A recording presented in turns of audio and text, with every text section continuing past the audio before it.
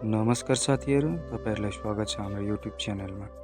र आज हामी कुरा गर्दैछौँ EPS एक्जामको दिइसकेर पास भएर रोस्टर बस्नुभएका साथीहरूको रिमेडिकल गर्ने टाइम भएपछि चाहिँ रिमेडिकल गर्न कहाँ जाने, कहिले गर्ने रिमेडिकल, कागजपत्रहरू के चाहिन्छन्, कति जति खर्च लाग्छ र ध्यान दिनुपर्ने कुराहरू के हुन् भन्ने विषयमा चाहिँ आज हामी भिडियो हेर्दैछौँ। र हामी अन्य विषयमा नि चर्चा त गर्नेछौँ र यो भिडियोमा चाहिँ हामीले केही आफ्ना पर्सनल जस्तो मेरो व्यक्तिगत मैले गरेर रिमेडिकल गरेको थिएँ। रिमेडिकल गर्दा के प्रोसेस गर्नु पर्यो, कसरी गर्नु पर्यो र के को चेक भयो, कति खर्च लाग्यो भन्ने विषयमा मैले भिडियो बनाएको छु र यस भिडियोलाई अन्तिमसम्म हेर्नु होला। र यदि तपाईहरु नयाँ हुनुहुन्छ भने हाम्रो च्यानलमा लाइक, शेयर, सब्स्क्राइब गर्नु भने नबिर्सिनु होला, ताकि तपाईहरुलाई यस्तै अन्य जानकारीहरू मूलक भिडियोहरू चाहिँ तपाईहरुको मोबाइलमा नोटिफिकेसनको रूपमा चाहिँ आउने गर्दछ।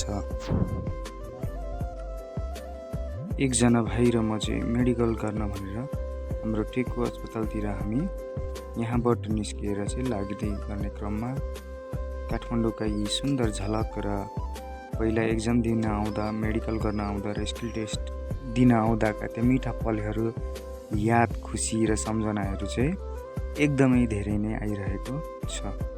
र रमाइलो गर्दै हामी घुम्दै बजारहरू, काठमाडौँका गल्लीहरूमा हिँड्दै जाने क्रममा चाहिँ हामी धेरै रमाइलो भयो र ती पुराना झल्कोहरू पनि एकचोटि चाहिँ हैन मनमा आउने रहेछ।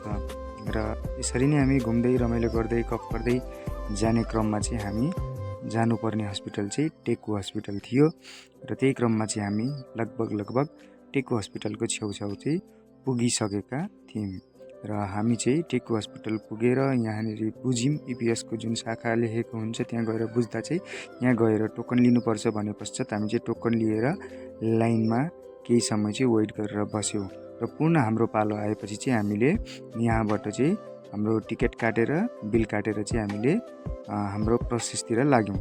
र रिमेडिकल गर्नका लागि आवश्यक कागजात पत्रहरू चाहिँ EPS को प्रवेश पत्रको फोटोकपी पहिला जुन हामीले एक्जाम दिँदाको हुन्छ त्यो चाहियो र पासपोर्टको फोटोकपी चाहिन्छ र पछाडिपछि सिग्नेचर गरेर मिति लेख्नुपर्छ र आफ्नो फोन नम्बर लेखिदिनुपर्छ। र अर्को कुरा भनेको पुरानो रिपोर्टको फोटोकपी पनि चाहिन्छ, जुन हामीले चाहिँ EPS पास गरेपछि मेडिकल गरेको हुन्छ त्यसको पनि रिपोर्ट चाहिन्छ। र 2 प्रति चाहिँ तपाईको 6 महिना अगाडि 6 महिनादेखि यता जुन मेडिकल गर्ने टाइम हुन्छ त्यो भित्रमा खिचिएको 2 प्रति फोटो चाहिन्छ र त्यसको पछाडि EPS को नम्बर लेखेर नाम लेखेर दिनुपर्ने हुन्छ। र रिमेडिकलको शुल्क भनेको चाहिँ तपाईको 2200 रुपैयाँ लाग्छ। र यति सबै प्रोसेस र यो डकुमेन्टहरू सबै भइसकेपछि चाहिँ हामी र बिल काट्छौँ र बिल काटिसकेर चाहिँ हामी हैन जुन टोकन लिएर बिल काट्छौँ, बिल काटिसकेपछि हामी त्यो लिएर पुनः EPS को शाखा लेखेको सेन्टरमा जानुपर्ने हुन्छ। र त्यहाँ गइसकेपछि चाहिँ सबैभन्दा सुरुमा हाम्रो चाहिँ हाइट र वेट जुन पहिला पनि गरिएको थियो, हाइट वेट हैन आफ्नो उचाइ र आफ्नो वेट चाहिँ कति छ भन्ने कुरा चाहिँ चेक गरिन्छ र त्यहाँ रिपोर्ट टिपिन्छ।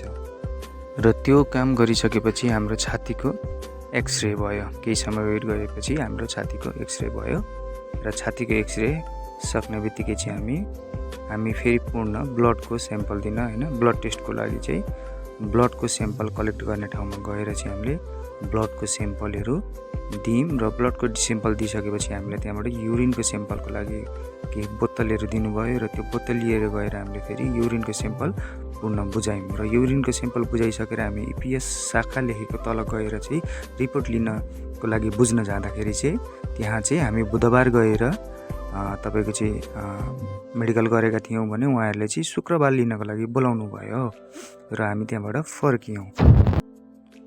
अब चाहिँ हामी मेडिकलको काम सकेर हैन हामी चाहिँ जहाँ बस्दैछौँ होटलमा धेरैजना साथीहरू त्यतितिर लाग्ने क्रममा चाहिँ तपाईहरुलाई हामी यहाँको काठमाडौँको केही सौन्दर्य सिनहरू हैन नयाँ बनेको कुराहरू देखाउँदै जाँदैछौँ हैन। हेर्नु होला, इन्जोय गर्नु होला। तपाईहरुलाई मेडिकलको बारेमा त हामीले धेरै कुरा बताइ नै दिए हैन। र अब भिडियोहरू हेर्दै जानु होला।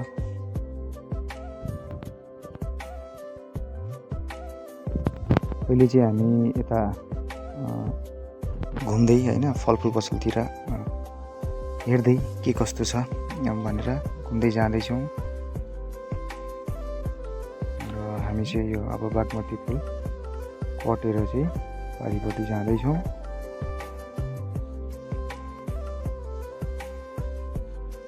अब हामी बस चढेर चाहिँ रुमतिर लाग्यौँ होइन र अब रुम पनि हेर्छौँ र साथीहरू अब आज चाहिँ शुक्रबार होइन रिपोर्ट लिएर पनि आइयो। मैले त्यति बेला चाहिँ भिडियो बनाउने टाइम नभएर बनाउनु पाइनँ। अब मेन भनेको हामीलाई पहिला पनि थाहा भएकै कुरा हो, हाम्रो टेस्ट हुने भनेको हाइट वेट भनेको आँखाको पावर कलर भिजन होइन, अनि तपाईँको भनेको ब्लडहरूको टेस्ट होइन, कोलेस्ट्रोलहरूदेखि लिएर तपाईँको लिभर फङ्सन टेस्टहरू होइन, एचआइभी हेपाटाइटिसहरू तपाईँको यही कुराहरू हुने हो नि। यो कुरामा निकै नै अब गडबडी छ, प्रब्लमै छ भने चाहिँ अलिक गाह्रो हुने भयो होइन भने त्यस्तो सामान्य कुरालाई त्यस्तो गाह्रो हुन्न होइन। तपाईँको मुनिको जुन समरी हुन्छ, समरीमा चाहिँ तपाईँको मेन्टल्ली एन्ड फिजिकल्ली फिट भनेर आयो भने चाहिँ तपाईँको त्यस पछाडि चाहिँ बेस्ट हुन्छ होइन। नभए अब त्यस्तो सबै साथीहरूको त नआउला। त्यही हो, तपाईँहरूलाई अब हाम्रो भिडियो कस्तो लाग्यो, कतिको हेल्पफुल भएको छ र तपाईँहरूले कहाँ कहाँबाट हेर्दै हुनुहुन्छ र कतिलाई यो भिडियोले हेल्प भएको छ कमेन्ट गर्न नबिर्सिनु होला। लाइक सेयर सब्सक्राइब गर्न भने पनि नबिर्सिनु होला भन्दै आजको लागि यति नै। By by.